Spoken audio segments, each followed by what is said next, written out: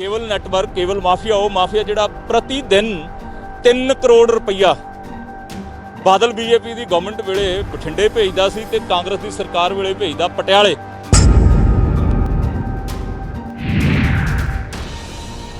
बस दे विच 28 सवारियां जिहड़ियां गोंडा लैके चले आ। आम दिनां दा करोना की बीमारी तो पहलां कराया मैं तुहाडे सामने इन्हां सवारियां तो पुछया 650 रुपया ते अज इन्हां कोलों चार्ज किया जा रहा 3300 रुपया।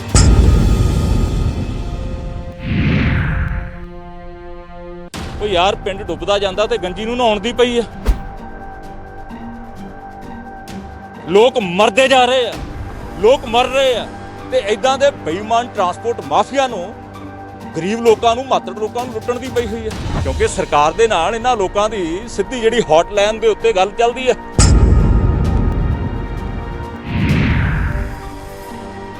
ते अग्गों डीसी साहब की कहंदा, डीसी साहब कहता कि ना मैं परमिशन दी है ते ना मैं कोई किराया मुकरर किया। बस की कोई परमिशन नहीं दी, कोई किराया फिक्स नहीं किया। आ सुन लिया डी साहब की गल हुई। ते जेड़े सरकारां चलाउण वाले परिवारां दे नाल भाईवाल होण उन्हां नूं डीसी बेचारा की रोक सकदा। ये क्यों लुੱਟ रहा? क्योंकि इन्हां दी सिद्धी गाड़ी मालक दी हैगी आ उपर वालियां नाल। पहलां बादलां नाल बठिंडे वालियां नाल सी, हुण पटियाले वालियां नाल।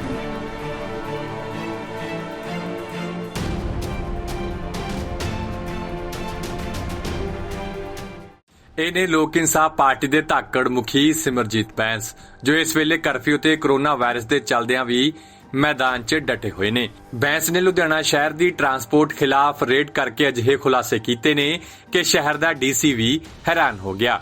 ਅਸਲ 'ਚ ਬੈਂਸ ਨੂੰ ਜਾਣਕਾਰੀ ਮਿਲੀ ਸੀ ਕਿ ਕੁਝ ਨਿੱਜੀ ਟਰਾਂਸਪੋਰਟ ਕੰਪਨੀਆਂ ਮਜ਼ਦੂਰ ਗਰੀਬ ਲੋਕਾਂ ਦੀ ਮਜਬੂਰੀ ਦਾ ਫਾਇਦਾ ਉਠਾ ਕੇ ਉਹਨਾਂ ਤੋਂ ਕਈ ਗੁਣਾ ਵੱਧ ਕਿਰਾਇਆ ਲੈ ਰਹੇ ਨੇ ਅਤੇ ਉਹਨਾਂ ਨੂੰ ਘਰ ਪਹੁੰਚਾਉਣ ਦਾ ਕੰਮ ਕਰ ਰਹੇ ਨੇ। ਇਸ ਦੌਰਾਨ ਜਦੋਂ ਇੱਕ ਨਿੱਜੀ ਬੱਸ ਕੰਪਨੀ ਦੇ ਮੁਲਾਜ਼ਮ 650 ਰੁਪਏ ਦੀ ਥਾਂ 3300 ਰੁਪਏ ਲੈਣ ਦਾ ਕਾਰਨ ਪੁੱਛਿਆ ਤਾਂ ਉਹਨਾਂ ਨੇ ਇਸ ਬਾਬਤ ਡੀਸੀ ਦੀ ਪਰਮਿਸ਼ਨ ਹੋਣ ਦੀ ਗੱਲ ਕਹੀ, ਪਰ ਬੈਂਸ ਨੇ ਮੌਕੇ ਤੇ ਹੀ ਡੀਸੀ ਨੂੰ ਫੋਨ ਲਾ ਕੇ ਨਿੱਜੀ ਕੰਪਨੀਆਂ ਦੀ ਪੋਲ ਖੋਲ ਕੇ ਰੱਖ ਦਿੱਤੀ ਅਤੇ ਮੌਕੇ ਤੇ ਝਾੜਾ ਵੀ ਪਾਈਆਂ। ਰਿੰਕੂ ਜੀ ਕਿੰਨਾ ਦਿੱਤਾ ਕਿਰਾਇਆ? 3300। ਜਾਣਾ ਕਿੱਥੇ ਆ? ਗੋਂਡਾ ਜਾਣਾ ਸਰ। ਗੋਂਡਾ। ਜਦੋਂ ਲੌਕਡਾਊਨ ਤੋਂ ਪਹਿਲਾਂ ਗੋਂਡੇ ਬੱਸ ਜਾਂਦੀ ਤੇ ਉਦੋਂ ਕਿੰਨਾ ਕਿਰਾਇਆ ਸੀ? ਉਦੋਂ ਸਰ 650। ਹੁਣ ਲੱਗਿਆ 3300। ਅੱਛਾ, ਹੁਣ ਕੀ ਕਿਹਾ ਤੁਹਾਨੂੰ ਬੱਸ ਵਾਲਿਆਂ ਨੇ? बस वाले में क्या आपको गोंडा लेके चलेंगे और आपका मेडिकल टेस्ट भी कराएंगे। मेडिकल होया फिर हुण तुहाडा? हुण आज होया, कल तो ਆਪਾਂ ਗਏ ਖੰਨੇ ਤੋਂ ਵਾਪਸ ਆ ਗਏ ਸੀਗੇ। ਅੱਛਾ, ਕੱਲ ਵੀ ਗਏ ਸੀ ਪਰ ਖੰਨੇੋਂ ਮੁੜੇ ਆਏ। ਖੰਨੇੋਂ ਮੁੜੇ ਆਏ। ਫਿਰ ਕੱਲ ਬੇਟਾ ਕੱਲ ਕੀ ਕਿਹਾ ਇਹਨਾਂ ਨੇ ਤੁਹਾਨੂੰ? ਤੇ ਵੀਰ ਮੈਂ ਭਾਜੀ ਵਿੱਚ ਵੀ ਕੱਲ ਸਵਾਰ ਮਾਰਨਾ ਜਾਂ ਕਿ ਆਪਕੋ ਸਵਾਰ ਕਰ ਦੇਣਗੇ। ਅੱਛਾ, ਕੱਲ ਖੰਨੇ ਤੋਂ ਵਾਪਸ ਲਾਏ, ਕੱਲ ਕਹਿਤਾ ਵੀ ਅਸੀਂ ਤੁਹਾਨੂੰ ਕੱਢ ਦੇਾਂਗੇ ਦੁਬਾਰਾ। ਵੀ ਅੱਜ ਕੀ ਪ੍ਰੋਬਲਮ ਆ ਗਈ ਕੋਈ? भाई हो जो बड़ा है पीछे पीछे ना एक सर मिनिस्टर फिर अभी दोबारा जांच हुई है। फिर आज हो गई मेडिकल जांच? हाँ जी। जद के 650 रुपया आम दिनों का किराया। अच्छा जी। चलो तुसीं तां हुण तनख्वाहदार मुलाजम हो, मैनूं तुहाडे ते कोई रोसा गुस्सा गिला नहीं, तुसीं साडे भरा हो। तुहाडे कोले कोई परमिशन हैगी साडे कोले? काहदी? डीसी साहब दी। डीसी ने कहा भी 3300 किराया। 3300 नहीं गया सानूं, ਅਸੀਂ 3000 रुपया ਲੈ ਰਹੇ 25 ਸਵਾਰੀਆਂ ਦੇ ਨਾਲ। ਮੈਂ ਜਿਹੜੀ ਗੱਲ ਅਸੀਂ 3300 ਲਿਆ ਜੀ। ਟੋਟਲ ਬੱਸ ਤੇ ਸਵਾਰੀ ਕਿੰਨੀ ਹੈ? 25 ਸਵਾਰੀਆਂ। ਨਹੀਂ ਹੁਣ 25 28 ਆ। ਹੁਣ ਮੈਂ ਪੁੱਛ ਲਿਆ। ਅਸੀਂ 25 ਦੀ। ਚਲੋ ਕੋਈ ਨਹੀਂ, ਮੇਰੀ ਬੇਨਤੀ ਸੁਣੋ। ਵੈਸੇ ਬੱਸ ਦੀ ਕਪੈਸਿਟੀ ਕਿੰਨੀ ਹੈ? 52 ਸੀਟਰ ਦੀ। 52 ਅੱਧੀਆਂ ਰਹਿ ਗਈਆਂ। ਹਾਂਜੀ, ਠੀਕ ਹੋ ਗਿਆ। 600 ਦੀ ਜਗ੍ਹਾ 650 ਦੀ ਜਗ੍ਹਾ ਤੁਸੀਂ ਲਓ 1300। ਅਸੀਂ ਵੀ ਕਹਿ ਦਵਾਂਗੇ ਵੀ ਠੀਕ ਆ, ਵੀ ਗਰੀਬਾਂ ਨੂੰ 3300 ਰੁਪਇਆ ਡੀਸੀ ਨੇ 3000 ਪੈਸਾ ਲਿਆ। ਤੁਸੀਂ ਹੁਣ ਗਲਤ ਫਹਿਮੀ ਹੋਵੇ। ਕਿੰਨੇ ਪੈਸੇ ਦਿੱਤੇ ਕਿਰਾਏ ਦੇ ਦੋਸਤ? 3300 ਰੁਪਏ ਸਰ। 3300 ਰੁਪਏ। ਇਹਨਾਂ ਨੇ ਇੱਕ ਮਿੰਟ ਖਾਣ ਪਹਿਲਾਂ ਸਾਡੀ ਗੱਲ ਸੁਣ। ਇਹ ਸਾਡੇ ਕੋਲ ਸਿੱਧੇ ਨਹੀਂ ਕੋਈ ਆਇਆ ਜੀ। ਹਾਂ, ਇਹਨੇ ਗਾਹਾਂ ਕੋਈ ਸਾਡੇ ਕੋਲ ਭੇਜਿਆ, ਇਹਨੇ ਤਾਂ ਅਸੀਂ ਇਹਨੂੰ ਚੜਾਇਆ। ਹੁਣ ਕੋਈ ਨਹੀਂ ਕਰੇ ਗਾਹਾਂ ਕੋਈ, ਮਤਲਬ ਜਿੱਦਾਂ ਉਹ ਏਜੰਟ ਰੱਖੇ ਹੁੰਦੇ ਉਹ ਰੱਖੇ। ਸਾਡਾ ਕੋਈ ਏਜੰਟ ਨਹੀਂ ਹੈਗਾ। ਫਿਰ ਤੁਹਾਡੇ ਕੋਲ ਕਿਦਾਂ? ਸਾਡੇ ਕੋਲ ਕਿਸੇ ਹੁਣ ਸਾਨੂੰ ਇੱਕ ਬੰਦੇ ਨੇ 25 ਬੰਦੇ ਕਹਿ ਲਿਆ ਜੀ। ਕਾਕਾ ਡੀ ਸਾਹਿਬ ਨਾਲ ਗੱਲ ਕਰਾਓ ਮੇਰੀ। ਕਿੱਥੇ 25 ਬੰਦੇ ਨੇ? ਸਾਨੂੰ ਉਹਨਾਂ ਕਿਹਾ 25 ਬੰਦੇ ਨੇ। ਅਸੀਂ ਮੈਡੀਕਲ ਸਰਟੀਫਿਕੇਟ ਵੀ ਚਾਹੀਦਾ ਹੋਵੇ। ਮੈਡੀਕਲ ਕਰਾ ਲਿਆ ਨਾ? ਹਾਂ ਜੀ, ਮੈਡੀਕਲ ਕਰਾਇਆ। ਕਿੱਥੇ ਆ ਮੈਡੀਕਲ? ਮੈਡੀਕਲ ਦੀਆਂ ਡਰਾਈਵਰ ਦੇ ਕੋਈ ਹੈ? ਨਹੀਂ ਸਾਰਿਆਂ ਦਾ ਚਾਹੀਦਾ ਵਾ। ਹਰ ਬੱਸ ਵਾਲਾ 3300 ਰੁਪਇਆ ਰੈਂਟ ਲੈ ਰਿਹਾ ਐਂਡ ਇਹਨਾਂ ਦਾ ਮੈਨੇਜਰ ਕਹਿ ਰਿਹਾ ਵੀ ਸਾਨੂੰ ਡੀਸੀ ਨੇ ਅਲਾਓ ਕੀਤਾ ਵੀ 3300 ਲਾਓ 650 ਦੀ ਜਗ੍ਹਾ। गोंडा जिहड़े यूपी के लोग जा रहे बाय बस ਲੋਕਡਾਊਨ ਤੋਂ ਪਹਿਲਾਂ ਕਿਰਾਇਆ 650 ਸੀ, ਇਹ 3300 ਲੈ ਰਿਹਾ। ਕਹਿੰਦਾ ਜੀ ਡੀਸੀ ਦਾ ਆਰਡਰ ਆ ਸਾਨੂੰ। ਠੀਕ ਆ, ਬੱਸ ਦੀ ਕੋਈ ਪਰਮਿਸ਼ਨ ਨਹੀਂ ਦਿੱਤੀ, ਕੋਈ ਕਿਰਾਇਆ ਫਿਕਸ ਨਹੀਂ ਕੀਤਾ। ਆ ਸੁਣ ਲਿਆ ਡੀ ਸਾਹਿਬ ਦੀ ਗੱਲ ਹੋਈ। ਪਰਮਿਸ਼ਨ ਆਈ 3300 ਰੁਪਏ ਨਾ ਸੀ। ਠੀਕ ਹੈ ਸਰ, ਕਰੋ ਤੁਸੀਂ ਮੀਟਿੰਗ ਅਟੈਂਡ ਕਰੋ। ਡੀ ਸਾਹਿਬ ਨੇ ਕਿਹਾ ਠੀਕ ਹੋ ਗਿਆ ਤੁਹਾਡਾ ਪੱਖ। ਆ ਲੈ ਵੀ ਦੋਸ਼ੀ ਸਾਹਿਬ ਕਹਿੰਦੇ ਆ ਕੋਈ ਅਸੀਂ ਯੂਪੀ ਦਾ ਪਰਮਿਟ ਕਿਸੇ ਨੂੰ ਨਹੀਂ ਦਿੱਤਾ ਐਂਡ ਕੋਈ ਅਸੀਂ ਕਿਰਾਇਆ ਨਿਰਧਾਰਤ ਨਹੀਂ ਕੀਤਾ। ਨਹੀਂ, ਤੂੰ ਸਾਡਾ ਭਰਾ ਆ, ਹਾਂਜੀ ਹਾਂਜੀ ਬਿਲਕੁਲ। ਤੇਰਾ ਕੋਈ ਕਸੂਰ ਨਹੀਂ, ਆਹੀ ਬੰਦੇ ਤੇਰਾ ਕੋਈ ਕਸੂਰ ਨਹੀਂ ਦੋਸਤ। ਤੂੰ ਆਪਣਾ ਰੋਜੀ ਰੋਟੀ 10-15 ਹਜ਼ਾਰ ਤਨਖਾਹ ਲੈਂਦਾ ਹੈ, ਠੀਕ ਹੈ ਨਾ। ਪਰ ਜਿਹੜੀ ਗਲਤ ਆ, ਅੱਖੀ ਦੇਖ ਕੇ ਮੱਖੀ ਨਹੀਂ ਖਾਣੀ। ਨੌਕਰੀਆਂ ਇੱਕ ਛੱਡ 20 ਮਿਲ ਜਾਣਗੀਆਂ, ਜਿਹੜੀ ਸੱਚੀ ਗੱਲ ਉਹੀ ਕਹਿਣੀ ਆ। ਆਪਾਂ ਕੰਮ ਕਰਨ ਦੀ ਤਨਖਾਹ ਲੈਂਦੇ, ਝੂਠ ਬੋਲਣ ਦੀ ਨਹੀਂ। ਤੇ ਮੇਰੀ ਗੱਲ ਤਾਂ ਸੁਣ ਲਾ, ਆ ਮੇਰਾ ਫੋਨ ਰਿਕਾਰਡਿੰਗ ਤੇ ਆ। ਹਾਂਜੀ ਹਾਂ ਬਿਲਕੁਲ। ਡੀ ਸਾਹਿਬ ਨਾਲ ਮੇਰੀ ਗੱਲ ਹੋਈ, ਇਹ ਰਿਕਾਰਡ ਤੇ ਆ। ਹਾਂ ਠੀਕ ਹੈ ਜੀ। ਡੀ ਸਾਹਿਬ ਮੀਟਿੰਗ 'ਚ ਸੀਗਾ, ਡੀ ਸਾਹਿਬ ਨੇ ਇਹ ਕਹਿਤਾ ਵੀ ਭਾਈ ਮੈਂ ਨਾ ਕੋਈ ਪਰਮਿਟ ਕਿਸੇ ਨੂੰ ਦਿੱਤਾ ਯੂਪੀ ਸਟੇਟ ਦਾ। ਅਸੀਂ ਤੁਹਾਨੂੰ ਇਹ ਗੱਲ ਕਹੀ ਸੁਣਦਾ ਲੈ, ਨਾ ਪਰਮਿਸ਼ਨ ਦਿੱਤੀ ਆ। ਪਰਮਿਟ ਤਾਂ ਹੈਗਾ ਤੁਹਾਡੇ ਕੋਲੇ, ਪਰਮਿਸ਼ਨ ਨਹੀਂ ਦਿੱਤੀ ਤੇ ਨਾ ਹੀ ਮੈਂ ਕਿਰਾਇਆ ਨਿਰਧਾਰਤ ਕੀਤਾ। ਲੇਕਿਨ ਰਾਤ ਨੂੰ ਤਾਂ ਕੀਤਾ ਹੀ ਨਹੀਂ ਸੀ। ਦੋਸਤੋ ਆਜੋ ਵੀ ਤੁਸੀਂ ਪ੍ਰੈਸ ਵਾਲਿਓ, ਹੁਣ ਤੁਹਾਨੂੰ ਸਾਰਾ ਕੁਝ ਲਾਈਵ ਦਿਖਾਤਾ। ਇਹ ਕਿਉਂ ਲੁੱਟ ਰਿਹਾ? ਕਿਉਂਕਿ ਇਹਨਾਂ ਦੀ ਸਿੱਧੀ ਗਾਟੀ ਮਾਲਕ ਦੀ ਹੈਗੀ ਆ ਉੱਪਰ ਵਾਲਿਆਂ ਨਾਲ। ਪਹਿਲਾਂ ਬਾਦਲਾਂ ਨਾਲ, ਬਠਿੰਡੇ ਵਾਲਿਆਂ ਨਾਲ ਸੀ, ਹੁਣ ਪਟਿਆਲੇ ਵਾਲਿਆਂ ਨਾਲ। ਇਹਨਾਂ ਨੂੰ ਰੋਕੂਗਾ ਕੌਣ? ਤੁਸੀਂ ਕਦੇ ਇਦਾਂ ਦਾ ਇਸ ਸਮੇਂ ਦੇ ਵਿੱਚ ਦੇਖਿਆ? ਕੁਆਰੰਟਾਈਨ ਸੈਂਟਰਾਂ 'ਚ ਲੋਕ ਲੇਰਾ ਮਾਰਦੇ ਆ ਵੀ ਇੱਥੇ ਭੇਜ ਦਿਓ ਸਾਡਾ ਟੈਸਟ ਕਰਾਉਣ ਲਈ। ਉਹ ਬੱਸ ਭਰ ਕੇ ਰੋਡਵੇਜ਼ ਦੀ ਜਾਂਦੀ ਹੈ ਸਿਵਲ ਹਸਪੀਟਲ ਟੈਸਟ ਮੈਡੀਕਲ ਵਾਸਤੇ। ਇਹ ਸਭ ਲੋਕਾਂ ਦਾ ਬੱਸ ਦੇ ਵਿੱਚ ਬੈਠੇ ਨਾ ਮਜ਼ਦੂਰ ਲੋਕਾਂ ਦਾ ਪਤਾ ਨਹੀਂ ਕਿੱਥੋਂ ਡਾਕਟਰ ਫੜ ਕੇ ਲਿਆਏ। ਉੱਥੇ ਇਹਨਾਂ ਦਾ ਕਹਿੰਦੇ ਜੀ ਮੈਡੀਕਲ ਹੋ ਗਿਆ ਤੁਹਾਡਾ। ਭਾਜੀ ਬੁਖਾਰ ਹੈ, ਸਿਰਫ ਥਰਮਾਮੀਟਰ ਲਾਉਂਦੇ ਏਦਾਂ ਬਸ ਕੰਮ ਥਰਮਾਮੀਟਰ ਹੀ ਹੈ, ਇਲੈਕਟ੍ਰੋਨਿਕ ਹੋਈ ਨਾ। ਬੋਡੀ ਦਾ ਟਾਈਮ। ਪੰਡਤ ਜੀ ਕਿਰਪਾ ਕਰਕੇ ਇਹ ਗਰੀਬ ਲੋਕਾਂ ਨੂੰ ਸਮਾਂ ਗਾਈਡ ਕਰੋ। ਇਹ ਵੇਲਾ ਹੈਗਾ ਮਦਦ ਦਾ, ਇਨਸਾਨੀਅਤ ਦੀ ਮਦਦ। ਪੈਸੇ ਦਾ ਬੰਦੇ ਨੇ ਸਾਰੀ ਉਮਰ ਕਮਾਉਣੇ ਆ, ਸਾਲ ਤਾਂ ਇਨਸਾਨੀਅਤ ਦੇ ਉੱਤੇ ਨਿਸ਼ਾਵਰ ਕਰਨ ਵਾਲਾ ਸਾਲ ਹੈ। ਇਨਸਾਨੀਅਤ ਦੇ ਉੱਤੇ ਨਿਸ਼ਾਵਰ ਕਰਨ ਵਾਲਾ। ਇਹਨਾਂ ਦੇ ਉੱਤੇ ਭੀੜ ਪਈ ਆ, ਕਿਸੇ ਦੀ ਮਾਂ, ਕਿਸੇ ਦਾ ਬਾਪੂ, ਕਿਸੇ ਦਾ ਭੈਣ ਭਰਾ ਬਿਮਾਰ। ਇਹਨਾਂ ਦਾ ਮਨ ਕਰਦਾ ਉੱਡ ਕੇ ਅਸੀਂ ਪਹੁੰਚ ਜਾਈਏ। ਤੁਹਾਡਾ ਮੇਰਾ ਹੋਵੇ, ਆਪਣਾ ਵੀ ਇਦਾਂ ਹੀ ਮਨ ਕਰੂਗਾ ਵੀ ਆਪਣੇ ਟੱਬਰ 'ਚ ਚਲੇ ਜਾਈਏ। ਪਰ ਉਸ ਗੱਲ ਦਾ ਨਜਾਇਜ਼ ਫਾਇਦਾ ਤੁਸੀਂ ਭਾਗੀਦਾਰ ਨਾ ਬਣੋ। ਆ ਤਾਂ ਮੈਂ ਕਰੂੰਗਾ ਸਰਕਾਰ ਨਾਲ ਸਾਰੀ ਗੱਲ, ਤੁਸੀਂ ਕਿਰਪਾ ਕਰਕੇ ਭਾਗੀਦਾਰ ਨਾ ਬਣੋ। ਇਹਨਾਂ ਨੂੰ ਗਾਈਡ ਕਰੋ ਵੀ ਗਲਤ ਹੋ ਰਿਹਾ ਭਾਈ, ਤੁਸੀਂ ਲੁੱਟੇ ਜਾ ਰਹੇ ਹੋ। ਸੋ ਅੱਜ ਕਰੋਨਾ ਵਰਗੀ ਮਹਾਮਾਰੀ ਦੇ ਸਮੇਂ ਦੇ ਵਿੱਚ ਲੋਕਾਂ ਨੂੰ ਲੁੱਟਣ ਵਾਲਾ ਜਿਹੜਾ ਮਨਸ਼ਾ ਉਹ ਲਗਾਤਾਰ ਜਾਰੀ ਆ। ਜੁਝਾਰ ਟਰਾਂਸਪੋਰਟ ਜਿਹੜੀ ਕਿ ਬੜੀ ਮਸ਼ਹੂਰ ਹੈਗੀ ਆ ਟਰਾਂਸਪੋਰਟ ਮਾਫੀਆ ਦੇ ਨਾਮ ਦੇ ਉੱਤੇ, ਜਿਹਦਾ ਪੰਜਾਬ ਦੇ ਵਿੱਚ ਕੇਬਲ ਨੈਟਵਰਕ ਦੇ ਉੱਤੇ ਵੀ ਕਬਜ਼ਾ। ਕੇਬਲ ਨੈਟਵਰਕ, ਕੇਬਲ ਮਾਫੀਆ, ਉਹ ਮਾਫੀਆ ਜਿਹੜਾ ਪ੍ਰਤੀ ਦਿਨ 3 ਕਰੋੜ ਰੁਪਈਆ ਬਾਦਲ ਬੀਜੇਪੀ ਦੀ ਗਵਰਨਮੈਂਟ ਵੇਲੇ ਬਠਿੰਡੇ ਭੇਜਦਾ ਸੀ ਤੇ ਕਾਂਗਰਸ ਦੀ ਸਰਕਾਰ ਵੇਲੇ ਭੇਜਦਾ ਪਟਿਆਲੇ। ਤੇ ਇਹਨਾਂ ਨੂੰ ਰੋਕੂਗਾ ਕੌਣ? ਕਿਹੜੇ ਡੀਸੀ ਦੀ ਜ਼ਰੂਰਤ ਹੈਗੀ ਆ? ਕਿਹੜੇ ਕਿਸੇ ਅਧਿਕਾਰੀ ਟਰਾਂਸਪੋਰਟ ਆਰਟੀਏ ਦੀ ਜਾਂ ਟਰਾਂਸਪੋਰਟ ਕਮਿਸ਼ਨਰ ਦੀ ਜਾਂ ਟਰਾਂਸਪੋਰਟ ਸੈਕਟਰੀ ਦੀ ਕਿਸੇ ਦੀ ਜ਼ਰੂਰਤ ਹੈਗੀ ਆ? ਇਹਨਾਂ ਨੂੰ ਰੋਕ ਜਵੇ। ਤੁਹਾਡੇ ਸਾਹਮਣੇ ਮੈਂ ਬੱਸ ਦੇ ਵਿੱਚ 28 ਸਵਾਰੀਆਂ ਜਿਹੜੀਆਂ ਗੋਂਡਾ ਲੈ ਕੇ ਚੱਲੇ ਆ। ਆਮ ਦਿਨਾਂ ਦਾ ਕਰੋਨਾ ਦੀ ਬਿਮਾਰੀ ਤੋਂ ਪਹਿਲਾਂ ਕਿਰਾਇਆ ਮੈਂ ਤੁਹਾਡੇ ਸਾਹਮਣੇ ਇਹਨਾਂ ਸਵਾਰੀਆਂ ਤੋਂ ਪੁੱਛਿਆ 650 ਰੁਪਈਆ, ਤੇ ਅੱਜ ਇਹਨਾਂ ਕੋਲੋਂ ਚਾਰਜ ਕੀਤਾ ਜਾ ਰਿਹਾ 3300 ਰੁਪਈਆ, ਮਤਲਬ ਕਿ ਤਕਰੀਬਨ 6 ਗੁਣਾ ਜ਼ਿਆਦਾ। ਐਂਡ ਡਾਕਟਰ ਇੱਕ ਫੜ ਕੇ ਲੈ ਬੱਸ ਦੇ ਵਿੱਚ ਬੈਠੇ ਆ ਕੇ ਡਾਕਟਰ ਇਹਨਾਂ ਦੇ ਟੈਂਪਰੇਚਰ ਚੈੱਕ ਕਰਕੇ ਚਲੇ ਗਿਆ। ਬੜੀ ਹੈਰਾਨਗੀ ਦੀ ਗੱਲ ਆ।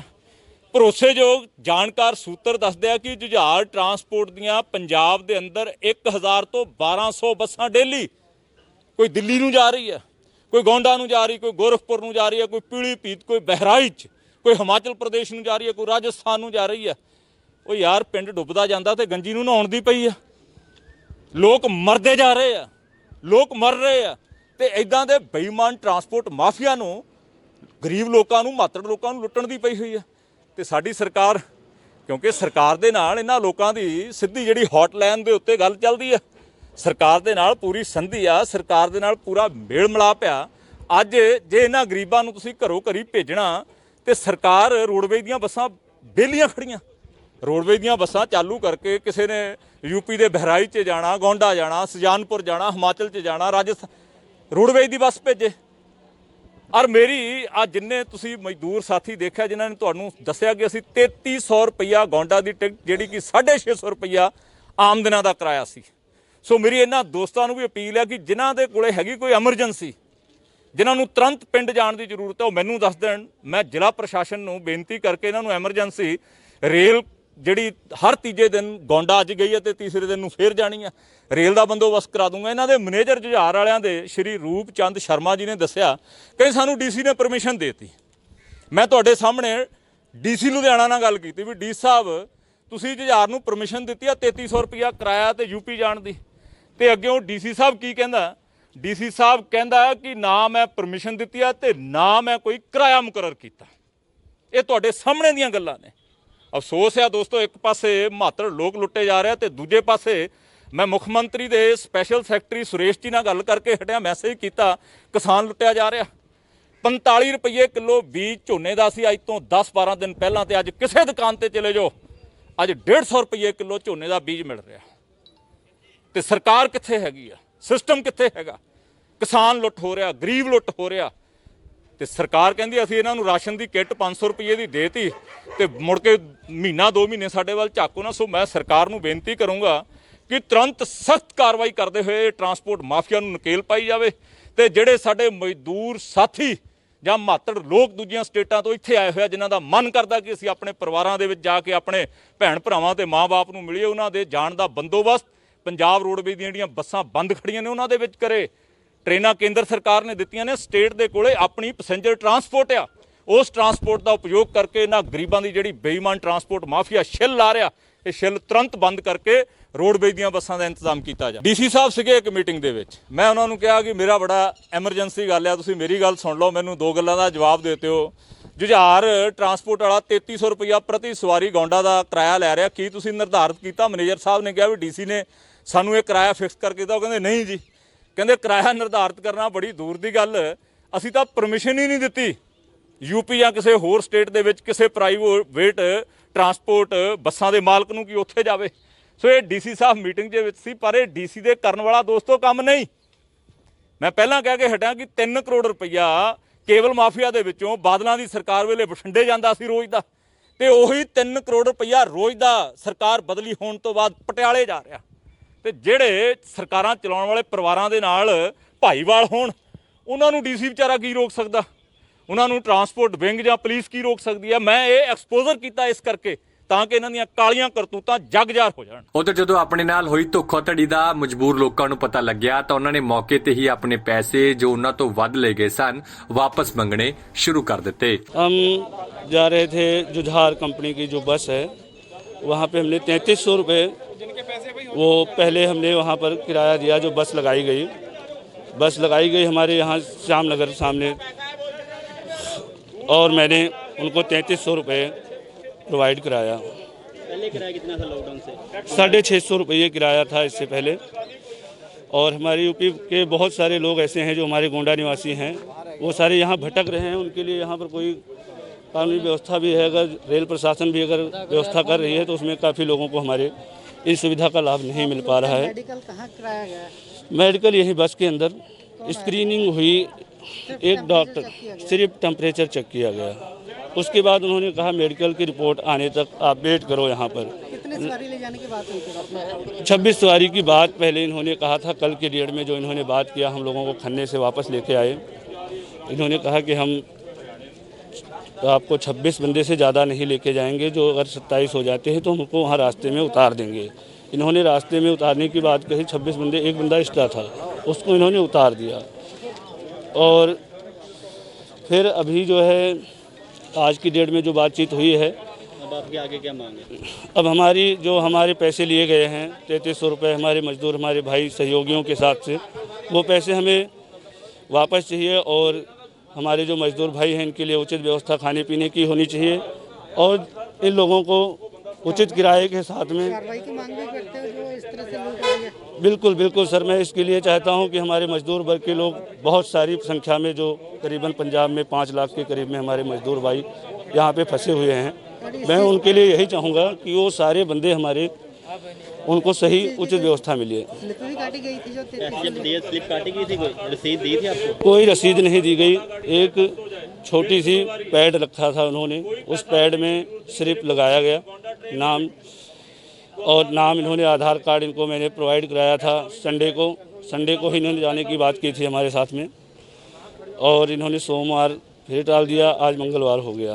ਇਸ ਦੇ ਨਾਲ ਹੀ ਨਿੱਜੀ ਬੱਸ ਕੰਪਨੀ ਦੇ ਮੁਲਾਜ਼ਮ ਦਾ ਜਦੋਂ ਪੱਖ ਜਾਣਿਆ ਗਿਆ ਤਾਂ ਉਸਨੇ ਆਪਣਾ ਹੀ ਤਰਕ ਦਿੱਤਾ ਅਤੇ ਜਿਸ ਪੁਲਿਸ ਮੁਲਾਜ਼ਮ ਦੀਆਂ ਅੱਖਾਂ ਦੇ ਸਾਹਮਣੇ ਲੋਕਾਂ ਦੀਆਂ ਅੱਖਾਂ 'ਚ ਘੱਟਾ ਪਾਇਆ ਜਾ ਰਿਹਾ ਸੀ ਉਸਨੇ ਸਾਰੀ ਗੱਲ ਹੀ ਗੋਲਮੋਲ ਕਰ ਦਿੱਤੀ। मैंने रूप कर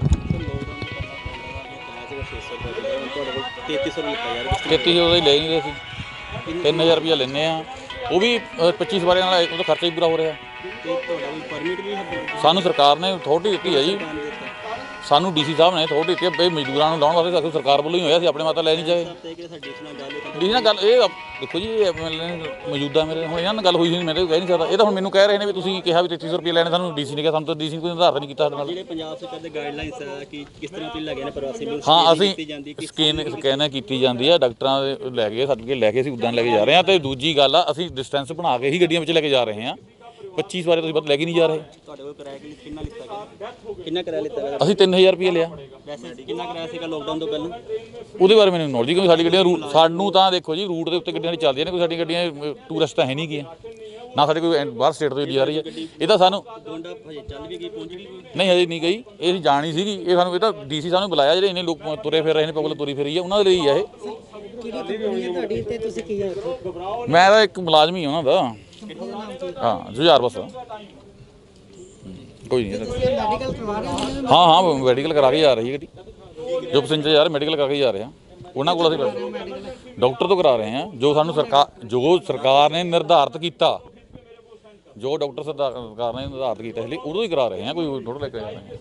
ਬੱਸ ਦੇ ਵਿੱਚ ਆ ਕੇ ਕਰ ਜਾਂਦੇ ਆ? ਨਹੀਂ ਕਿਉਂ ਬੱਸ ਵਿੱਚ ਆ ਕਰਦੇ ਨੇ, ਬਸ ਹੀ ਸਵਾਰੀਆਂ ਨੀਚੇ ਲਾਉਣੇ ਆਪਣਾ, ਉਹ ਹੁਣ ਉਹ ਆਪਣਾ ਕਹਿ ਰਹੇ ਨੇ, ਥੱਲੇ ਲੋਕ ਖੜਦੇ ਨੇ ਜਿਵੇਂ ਕਰਕੇ ਉਹ ਡਿਸੈਂਡ ਕਰਾ ਰਹੇ ਨੇ, ਉਦੋਂ ਹੀ ਕਰ ਰਹੇ ਹਾਂ। ਲਈਏ ਕਹਿੰਦੇ ਅਸੀਂ ਬਾਹਰ ਭੇਜਣ ਲਈ, ਉਹਦੇ ਕਿਰਾਏ ਬਾਰੇ ਤਾਂ ਸਾਨੂੰ ਕੋਈ ਪਤਾ ਨਹੀਂ, ਕਿਰਾਇਆ ਕਿੰਨਾ ਲੈਂਦੇ ਕੀ ਹੈ। ਇਹ ਇਹਨਾਂ ਨੇ ਮਨਜ਼ੂਰੀ ਲਈ ਹੈ ਬਾਹਰ ਜਾਣ ਲਈ। ਤੇ ਪਰ ਡੀਸੀ ਸਾਹਿਬ ਤਾਂ ਕਹਿੰਦੇ ਵੀ ਕਿਸੇ ਬੱਸ ਨੂੰ ਮਨਜ਼ੂਰੀ ਹੈ ਨਹੀਂ। ਮੈਂ ਤਾਂ ਮੇਰੀ ਤਾਂ ਡੀਸੀ ਸਾਹਿਬ ਨਾਲ ਗੱਲ ਨਹੀਂ ਨਾ ਹੋਈ, ਮੈਂ ਇਹਦੀ ਮਨਜ਼ੂਰੀ ਚੈੱਕ ਕਰ ਲੈਣਾ ਹੁਣ ਕੀ ਹੈ ਤੁਹਾਡੇ ਵੱਲੋਂ ਅੱਗੇ ਕੀ ਕਾਰਵਾਈ ਹੋਏਗੀ? ਅੱਗੇ। ਉਹ ਹੁਣ ਜਿਵੇਂ ਕਹਿੰਦੇ ਆ ਵੀ ਇਹਨੂੰ ਪੁੱਛਦੇ ਆ ਉਹਨੂੰ ਕਿੰਨੇ ਕਿੰਨੇ ਪੈਸੇ ਕਹਿੰਦੇ, ਜੇਕਰ ਜਾਣਾ ਚਾਹੁੰਦੇ ਆ ਤਾਂ ਉਹਨਾਂ ਦੀ ਆਪਣੀ ਮਰਜ਼ੀ ਹੈ ਨਾ, ਜਾਣਾ ਚਾਹੁੰਦੇ ਆ ਜਾਂ ਨਹੀਂ ਜਾਣਾ ਚਾਹੁੰਦੇ ਆ। ਜੇ ਨਹੀਂ ਜਾਣਾ ਚਾਹੁੰਦੇ ਤਾਂ ਉਹਨਾਂ ਦੇ ਪੈਸੇ ਵਾਪਸ ਕਰਾਵਾਂਗੇ। ਤੁਸੀਂ ਰਿਫੰਡ ਕਰਵਾਓਗੇ ਜਿੰਨਾ? ਬਿਲਕੁਲ ਦੇਵਾਂਗੇ। ਜੇ ਪੈਸੇ ਅਗਲਾ ਨਹੀਂ ਜਾਣਾ ਚਾਹੁੰਦਾ, ਉਹਦੇ ਪੈਸੇ ਆਏ ਹੋਏ ਆ ਤਾਂ ਪੈਸੇ ਵਾਪਸ ਕਰਾਵਾਂਗੇ। ਫਿਲਹਾਲ ਪੂਰੇ ਮਾਮਲੇ ਦੇ ਉਜਾਗਰ ਹੋਣ ਤੋਂ ਬਾਅਦ ਇੱਕ ਗੱਲ ਸਾਫ਼ ਹੋ ਗਈ ਹੈ ਕਿ ਇਹਨਾਂ ਨਿੱਜੀ ਕੰਪਨੀਆਂ ਨੂੰ ਨਾ ਤਾਂ ਕਿਸੇ ਕਾਨੂੰਨ ਦਾ ਡਰ ਹੈ ਅਤੇ ਨਾ ਹੀ ਕਿਸੇ ਦੀ ਮਜਬੂਰੀ ਜਾਂ ਲਾਚਾਰੀ ਤੋਂ ਕੋਈ ਮਤਲਬ। ਹਕੀਕਤ ਟੀਵੀ ਪੰਜਾਬੀ ਲਈ ਲੁਧਿਆਣਾ ਤੋਂ ਸੁਰਿੰਦਰ ਸੋਨੀ ਦੀ ਰਿਪੋਰਟ।